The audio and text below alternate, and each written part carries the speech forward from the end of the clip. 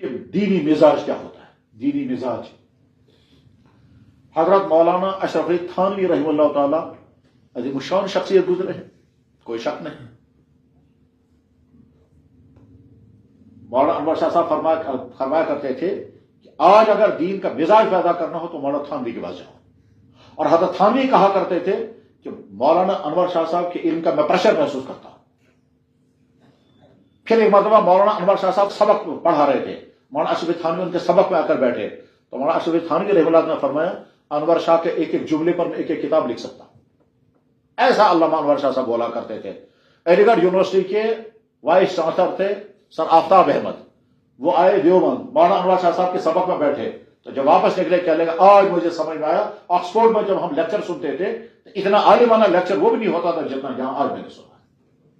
یہ آفتاب احمد صاحب نے کہا تھا، جو سر سید احمد خان کے پوتے تھے یا بیٹے تھے، پوتے تھے۔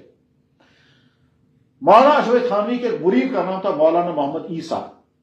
مولانا محمد عیسیٰ نے اپنی بیوی سے کہا دیکھو ہمارا نکاح ہوا ہے، میں مہر ادا نہیں کر سکا اور ادا کر نہیں سکا تو لہذا میں زندگی ساتھ نہیں گزارنا چاہتا۔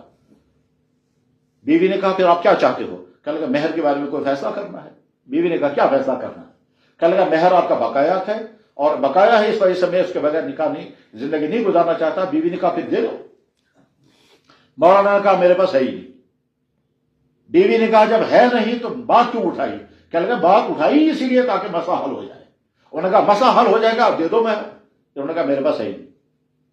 کہنے لگا پھر کرنا کیا ہے؟ پھر کہنے لگا اب درخواست یہ ہے کہ یہ جو مکان میرا ہے یہ آپ مہر میں قبول کر لو۔ بیوی نے کہا بہت اچھا، میرا مہر تو بہت کم تھا، مکان تو بہت زیادہ ہے، اچھا ہے سارا مہر۔ کہنے لگا بہت اچھا، مکان لے لیا آپ نے؟ کہنے لگا آپ نے مہر وصول کر لیا؟ کہنے لگا وہ نکل گئے باہر تاکہ بیوی سمجھے کہ آج کے بعد مکان میرا ہے۔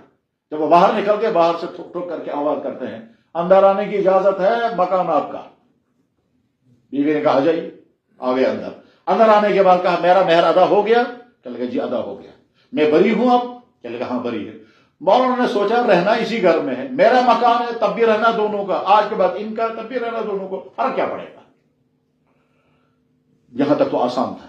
اس کے بعد مولانا نے کہا اب سنو اصلی بات، اور وہ یہ ہے کہ میرا دین مجھے حکم کرتا ہے کہ اپنی بیوی کے کھانے کا انتظام بھی کرو، رہائش کا انتظام بھی کرو۔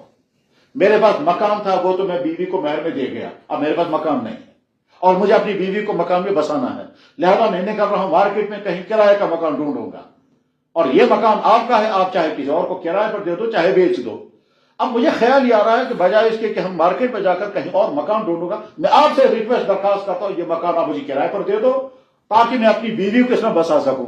تو بیوی کہتی میری سمجھ میں نہیں آتا یہ چکر کیا بتا رہے ہیں آپ؟ کہنے لگے میں بتا رہا ہوں شریعت، مکان ہے آپ کا، آپ کسی اور کو کرائے پر دیں گے آپ کو بڑا آمدنی آئے گی، آپ مجھے کرائے پر دے دو، میں آپ کو مکان پیسہ ادا کرتا رہوں گا کیونکہ مجھے اپنی بیوی بسانی ہے۔ انہوں نے کہا کون سی بیوی؟ انہوں نے کہا میں اور کون سی بیوی؟ جناب والا ساری زندگی مولانا محمد عیسیٰ اپنی بیوی کو کرایہ دیتے رہے۔ یہ ہے مزاج۔